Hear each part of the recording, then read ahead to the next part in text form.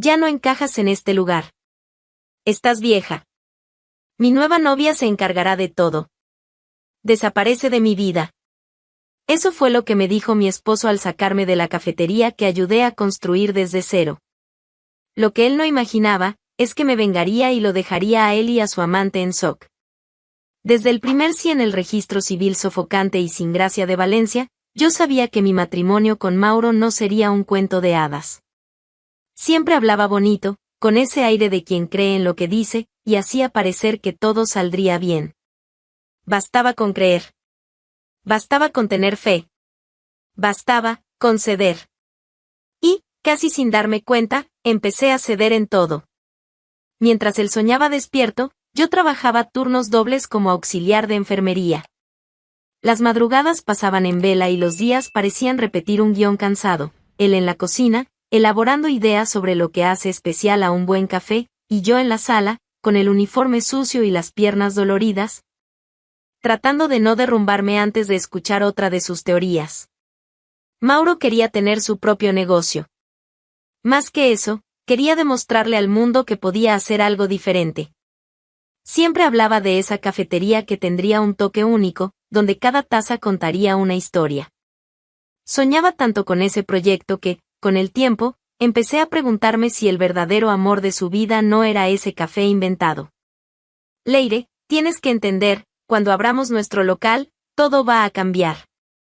Será nuestro punto de inflexión, decía, con los ojos brillando como si estuviera a punto de salvar el mundo. Y yo, aunque agotada, sonreía. No porque creyera, sino por miedo a ser esa persona que no apoya. La que no sueña junto a él. Las facturas se acumulaban. La nevera siempre estaba vacía. Y Mauro, aún viendo todo eso, seguía inflexible. Hay que invertir en el sueño, Leire, decía mientras yo remendaba mi uniforme por tercera vez en el mes. Con el tiempo, empezó a culparme por no creer. Según él, si las cosas no avanzaban, era porque yo no estaba mentalizando el éxito. Una noche, después de una cena de arroz con huevo y silencio, fue directo: tienes que renunciar. Vamos a apostarlo todo por el café. Ya lo tengo todo pensado, solo falta que estés conmigo, al 100%. Eso me atravesó como un cuchillo sin filo. Yo, que ya sostenía casi todo, ¿ahora debía dejar el trabajo para entregarme a su delirio? ¿Y si no funciona? Pregunté, tratando de mantener la calma. Ya funcionó. Solo falta que lo veas. Fueron semanas de insistencia.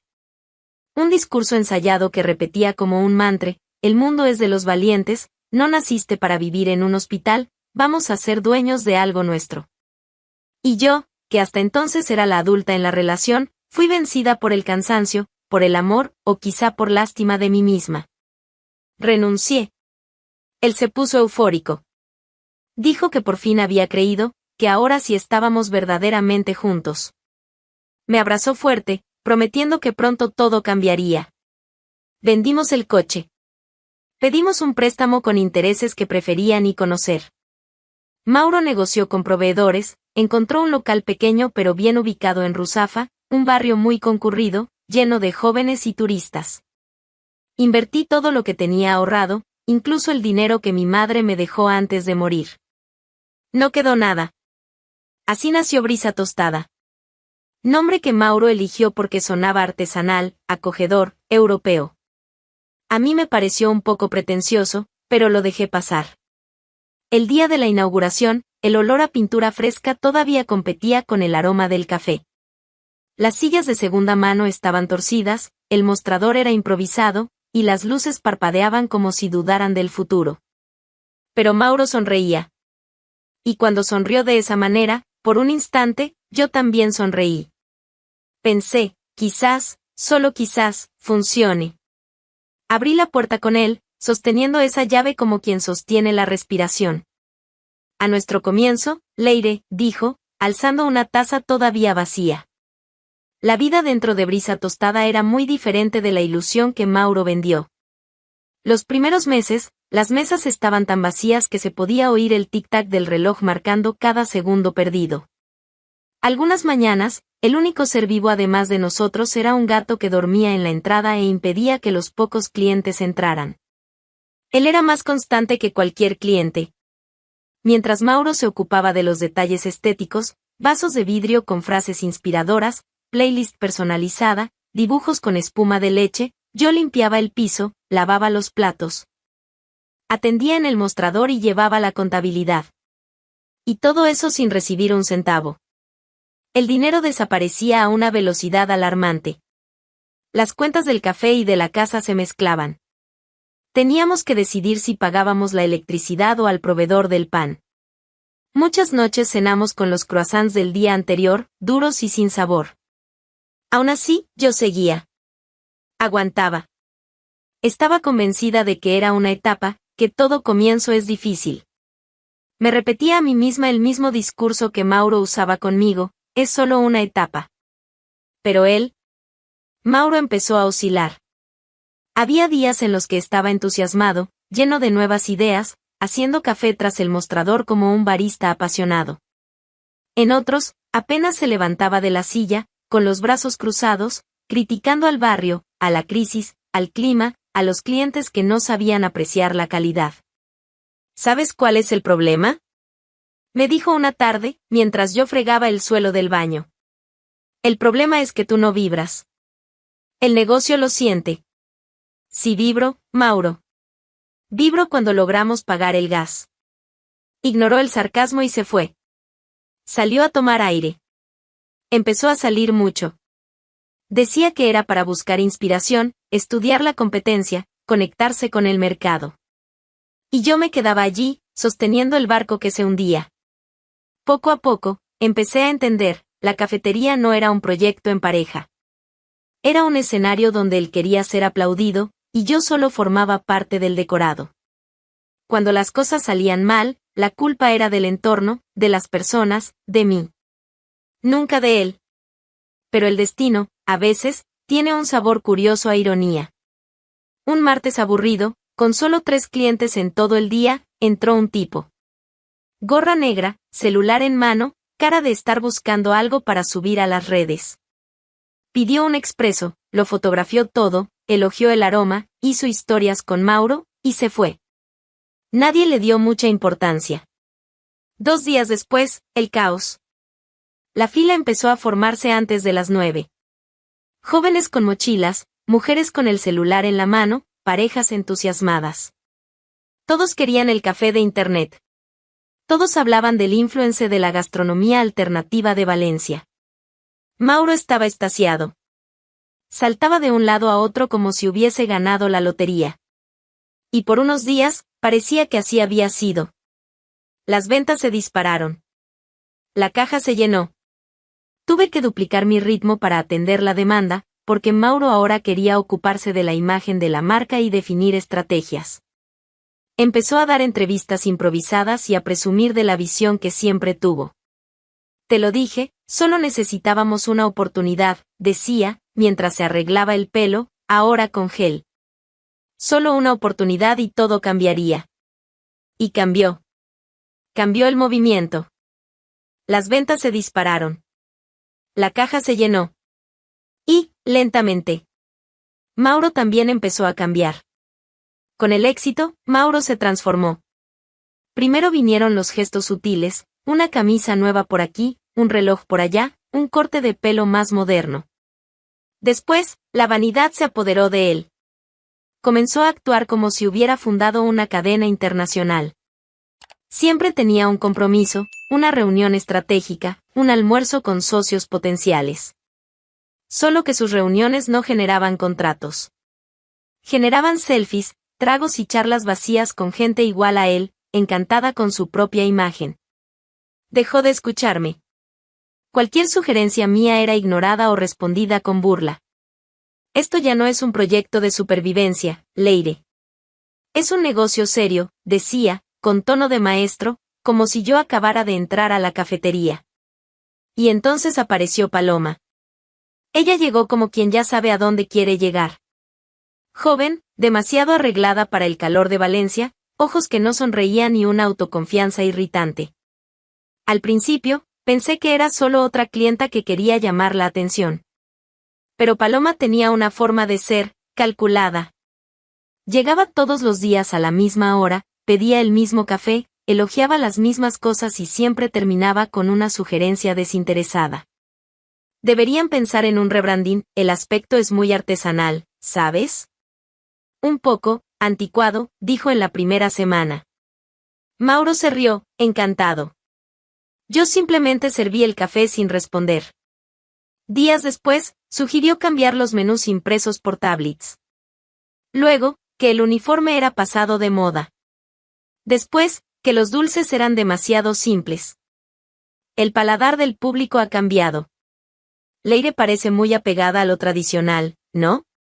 Soltó, con una sonrisa que no llegaba a los ojos. La frase me golpeó por dentro. Me hablaba como si me estuviera haciendo un favor. ¿Y Mauro? Mauro lo encontraba gracioso. Dijo que Paloma tenía una mirada visionaria. Con el tiempo, sus visitas se alargaron. Empezó a quedarse en la barra, a organizar cosas, hablar con proveedores, opinar sobre la decoración. Ya no sabía si era clienta, consultora o algo peor. Y Mauro no explicaba nada. Empecé a sentirme extranjera dentro del espacio que ayudé a construir desde cero. Cuando intenté hablar con él, me interrumpió a la mitad de la frase. Paloma entiende de branding, Leire. Tiene visión. Necesitamos sangre nueva. ¿Y yo qué soy? ¿Sangre coagulada? Él se rió. No respondió. Con el tiempo, Mauro empezó a llegar más tarde y a irse más temprano. Los empleados se daban cuenta, me miraban con lástima. Pero nadie decía nada. El ambiente era pesado, extraño. Y yo, fingía normalidad. Servía café, ordenaba mesas, lavaba tazas, mientras Paloma hablaba de estrategias como si fuera la dueña de todo. Esa mañana llegué más tarde. Tuve que resolver asuntos en el banco, tasas acumuladas, deudas del préstamo, papeleo que Mauro no tenía tiempo de hacer. Caminé por las calles de Ruzafa con el estómago vacío y la cabeza llena. Planeaba, mientras caminaba, hablar con Mauro sobre la actitud de Paloma. Ya se había pasado de la raya. Pero apenas empujé la puerta de Brisa Tostada, supe que la conversación llegaba tarde. Muy tarde. Paloma estaba detrás del mostrador, con postura de jefa y una carpeta en la mano.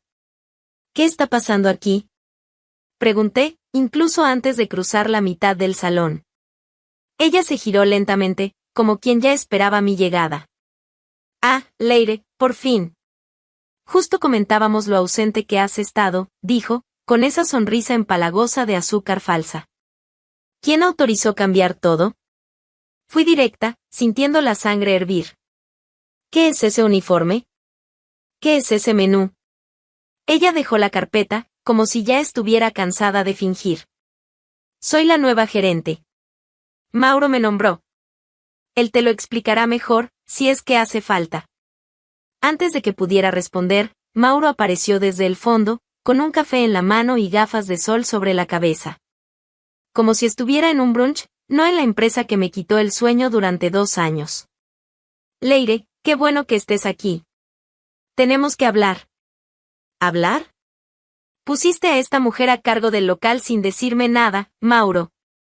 Él dio un sorbo al café, tranquilo, como si tuviera el control, y, técnicamente, lo tenía.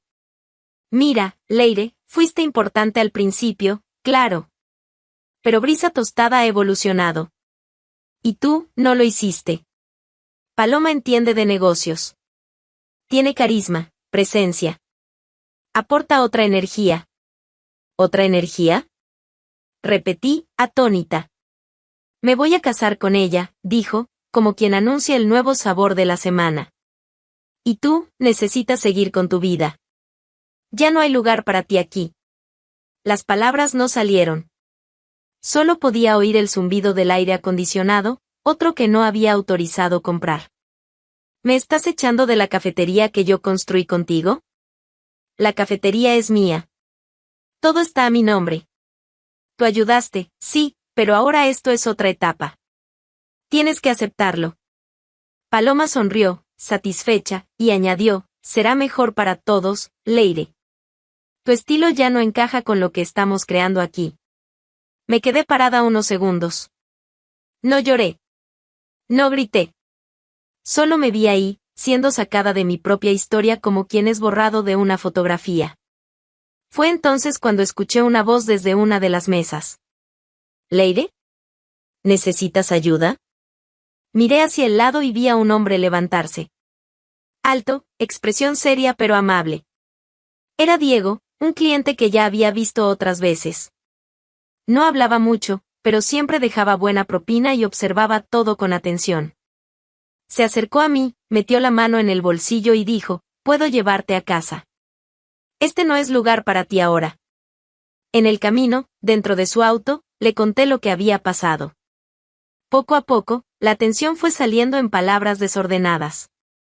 Le conté sobre los préstamos, las noches sin dormir, el tiempo perdido. Diego escuchó sin interrumpir. No dijo todo va a estar bien. Solo escuchaba. Antes de dejarme en casa, sacó un papel y anotó un número. Si necesitas ayuda de verdad, llámame. No sé qué vas a hacer ahora, pero no mereces pasar por esto sola. Guardé el papel en el bolsillo. Y, en ese momento, fue lo único que sentí que todavía era mío. Llegué a casa y me puse a llorar.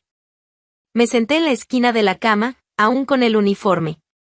Las palabras que Mauro dijo en la cafetería rondaban mi cabeza como un vinilo rayado, no eres necesaria. Paloma es hermosa. Ella tiene otra energía. Nos vamos a casar. Y yo solo era un obstáculo a remover. No sé cuánto tiempo pasó. Cuando me di cuenta, ya eran más de las 10 de la noche. Escuché la llave en la puerta. Mauro. Entró silbando, casual, como si regresara de una noche en el bar con amigos. Pasó por el pasillo sin detenerse, fue al cuarto, se quitó los zapatos. Volvió a la sala y por fin me miró. ¿Todavía estás aquí? Tardé en responder. ¿Dónde más debería estar, Mauro? Pregunté, seca. Apoyó las manos en el respaldo del sofá, inclinándose como quien le da una última explicación a una niña terca. No lo compliques. Ya lo dejé claro más temprano. Tienes que irte hoy. Paloma se va a mudar esta semana, y no voy a posponer nada por una crisis tuya. ¿Una crisis mía? Me echaron del café, me reemplazaron por una mujer que apareció hace 3 semanas, ¿y ahora quieres que me desaparezca de mi propia casa? La casa es mía, Leire. Está a mi nombre. Lo sabías desde el principio. Soltó un suspiro impaciente. Ve a casa de alguna amiga. O a casa de tu hermana. Mi hermana vive en Zaragoza, Mauro. Lo sabes. Entonces resuélvelo. Pero hoy te vas de aquí. No voy a discutir esto toda la noche. Miré a mi alrededor. Cada objeto ahí tenía un pedazo de mí. Las cortinas que cosí con mi madre. La mesita que elegimos en la tienda de segunda mano. El portarretrato sin foto porque nunca tuvimos tiempo de imprimir una. Cada rincón era mi historia, pero ninguna parte era realmente mía. Ni una habitación. Ni una pared.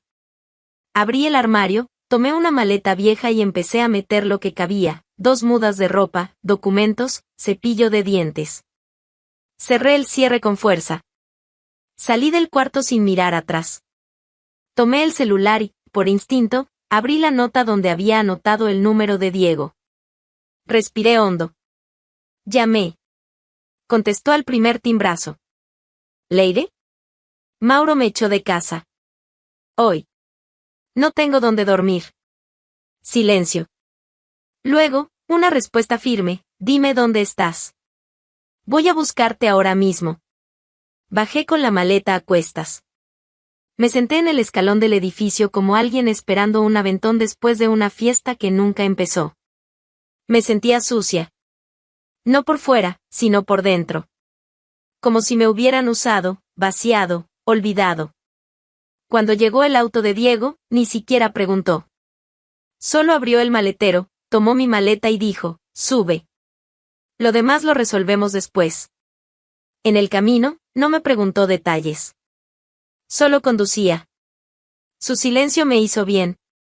Cuando paramos frente a un hotel modesto, fue directo a la recepción y pagó 3 noches. Volvió con la llave del cuarto en la mano. Quédate aquí estos días. Descansa. Respira. Luego, si quieres, vemos a dónde ir. Te lo voy a pagar, murmuré. Él sonrió levemente, pero con seriedad. No lo hago por dinero. Lo hago porque no mereces pasar por esto sola. Apreté la llave con fuerza. Era poca cosa, pero era todo lo que tenía en ese momento. En los días siguientes, iniciamos el divorcio. Mauro quería rapidez, y yo no me resistí. Cuanto antes desapareciera de mi vida, mejor. Todo estaba a su nombre, la casa, el café, incluso el coche. Me fui con casi nada. Una suma ridícula, que más parecía una propina mal disfrazada de acuerdo formal. Con lo que recibí y el salario de vendedora que conseguí en un centro comercial de Torrent, alquilé una casa pequeña en el barrio. Piso frío, paredes delgadas, pero la llave era mía. Por primera vez, entré a una casa de la que nadie podía echarme.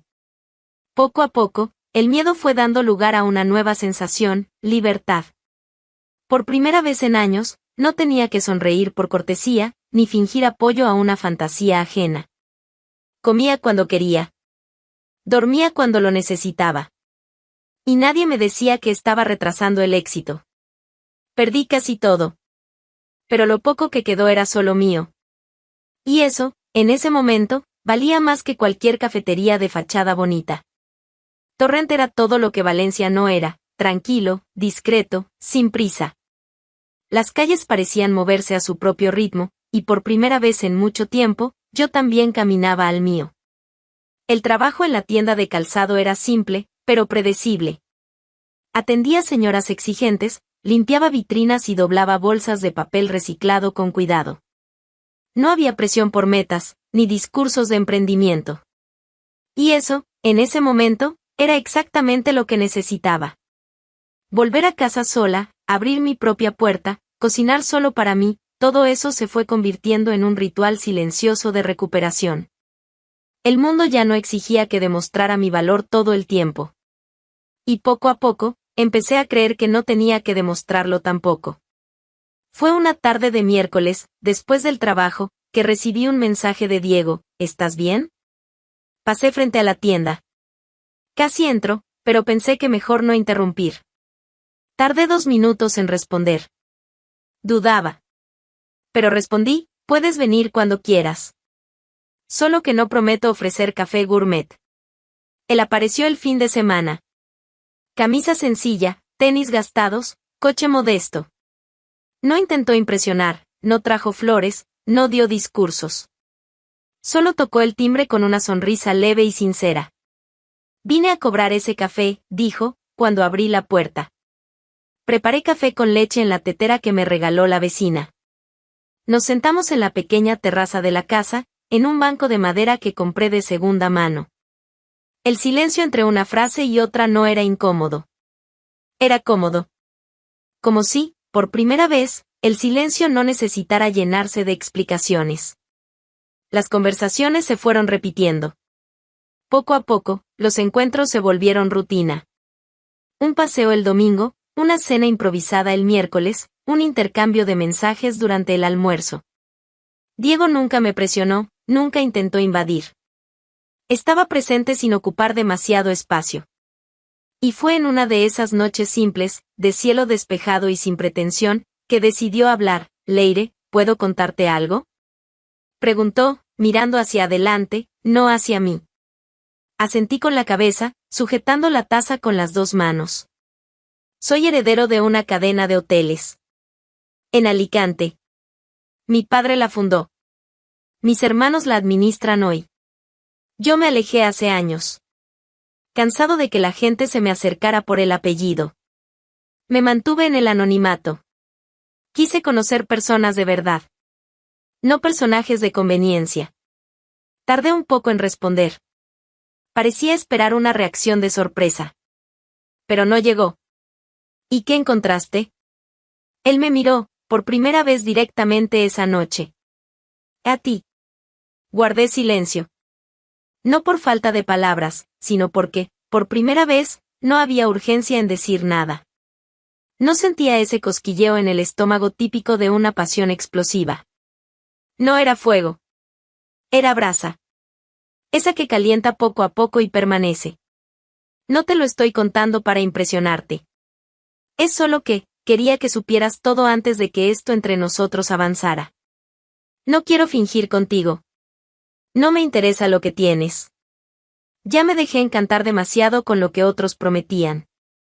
Ahora, solo me interesa lo que alguien es. Él sonrió, sin prisa. Nos quedamos ahí un rato más, escuchando los sonidos del barrio, el ruido discreto de las casas alrededor, el viento empujando las hojas secas de la acera. No sellamos nada esa noche. No hubo beso de película. Pero hubo un acuerdo silencioso. Y por primera vez en años, un hombre me miraba no como un proyecto, no como un trampolín, sino como una mujer que, aunque en pedazos, aún sabía quién era. Y eso, ya era un comienzo mejor que cualquier promesa. La brisa tostada era un nombre bonito. Sonaba como algo liviano, acogedor. Pero a esas alturas, no era más que una fachada descolorida. Mauro había conseguido lo que quería, una cafetería moderna, con un diseño audaz y un menú estilizado. Solo que había olvidado lo esencial, lo que hacía funcionar aquel lugar no estaba en el letrero, estaba entre líneas. Era el cuidado. La paciencia. La constancia. Cosas que Paloma nunca tuvo y que él nunca supo reconocer. Sin allí, todo comenzó a escaparse de entre los dedos. El nuevo menú fue un desastre, platos que nadie entendía, nombres extranjeros mal escritos, precios que alejaban a los clientes fieles. Las porciones se redujeron. La atención empeoró. Paloma, en el papel de gerente, apenas lograba lidiar con los pedidos del día, mucho menos con la gestión del negocio. Gritaba a los empleados, ignoraba a los proveedores, se equivocaba con los pedidos y culpaba a cualquiera que estuviera cerca, menos a ella misma. Los baristas comenzaron a irse. Primero fue Alicia, que aguantó 3 días siendo llamada lenta. Luego Pedro, que ya no soportaba el ambiente tenso. Uno por uno, todos fueron dejando sus delantales colgados detrás de la puerta. Y Mauro, no lo veía. O fingía no verlo. Pasó a ocupar una mesa al fondo, lejos de la vitrina, con el portátil abierto en planillas que no sabía cómo arreglar. Empezó a llegar más tarde, a salir más temprano. Se quejaba de la competencia, de la ingratitud de los empleados, de la gente que no entiende una propuesta innovadora. Pero los clientes sí entendían. Entendían que el café había perdido el alma. El antiguo grupo de señoras que iba cada semana desapareció. Los jóvenes que conocieron el lugar por el video de un influencer ya se habían mudado a la novedad del mes. Y los pocos curiosos que entraban, salían sin terminar el café, que ahora venía tibio, sin sabor y sin encanto. Paloma intentaba mantener la postura. Usaba tacones exagerados, vestidos que no combinaban con el ambiente, y fingía autoridad mientras tropezaba con sus propias ideas. Intentó lanzar una línea de postres funcionales que nadie compraba. Cambió el logo del café 2 veces en un mes. Cambió la playlist por música electrónica, a las 8 de la mañana. El público huía, y ella culpaba al mundo. Mauro ya no brillaba. El hombre lleno de frases hechas e ideas revolucionarias ahora se escondía en las sombras del salón, como si el propio lugar se hubiera convertido en un recuerdo de lo que podría haber sido, pero no fue. Y todo eso, cada caída, cada pérdida, era observada en silencio por los pocos que aún pasaban por ahí. Incluyéndome. Escuchaba relatos. Veía fotos. Algunas personas que me reconocían en la tienda de calzados venían a comentar, pensando que me alegraría. Yo solo sonreía, brevemente. La ruina de él no me alimentaba. Pero ver el colapso de un imperio construido sobre mi cansancio, eso sí, traía un cierto tipo de paz.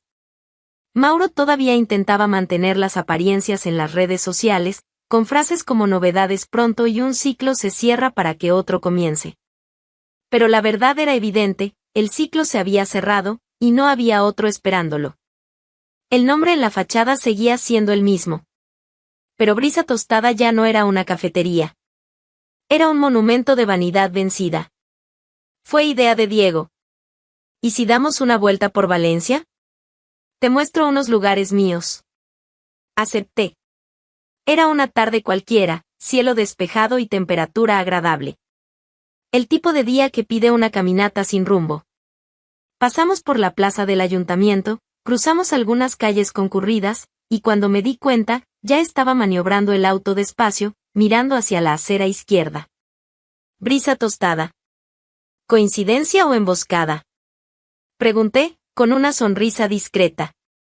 Solo curiosidad. ¿Quieres bajar? Quiero. Bajé del auto con pasos firmes, gafas oscuras y una ropa discreta, pero de buena tela. De esas que no llaman la atención, pero no dejan dudas. Diego vino detrás, tranquilo. Y del otro lado del vidrio empolvado, vi a Paloma. Estaba detrás del mostrador, sola, con la cara amasada y un moño torcido que parecía hecho a oscuras. Llevaba una blusa demasiado ajustada y tacones que no combinaban con el suelo engrasado. Cuando me vio bajar del auto de lujo, se quedó congelada. La mano le tembló al tomar la taza y derramó la mitad del café en el suelo. ¡Ay, Jesús! Gritó, tomando el trapo como si fuera una emergencia de vida o muerte. Entré como quien visita un lugar olvidado en el tiempo. Vaya, qué ambiente tan agradable. Parece un velorio, comenté en voz alta, mirando las paredes sin vida. Ella se giró, arreglándose el delantal. Leire, qué sorpresa. Pensé que ya había superado esto. Ya superé. Pero de vez en cuando me gusta visitar mis donaciones. Paloma forzó una sonrisa. ¿Puedo ayudarte en algo? Claro. Tráeme un café.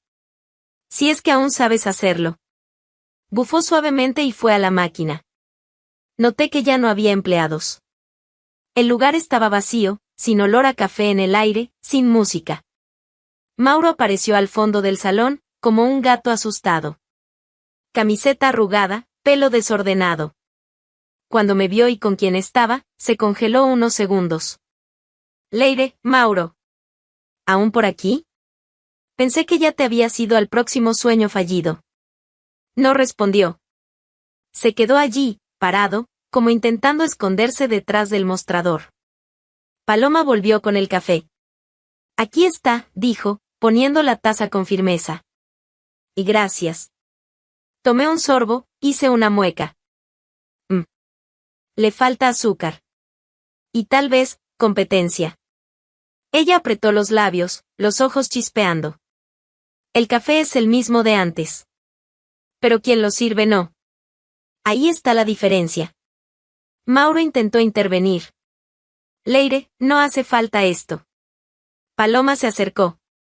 Si viniste a provocar, puedes salir. No tenemos tiempo. ¿No? Pensé que les sobraba. El salón está tan lleno como tu humildad. Diego rió. Discreto. Pero lo suficiente para que Paloma lo notara. ¿Y él quién es? Preguntó, venenosa.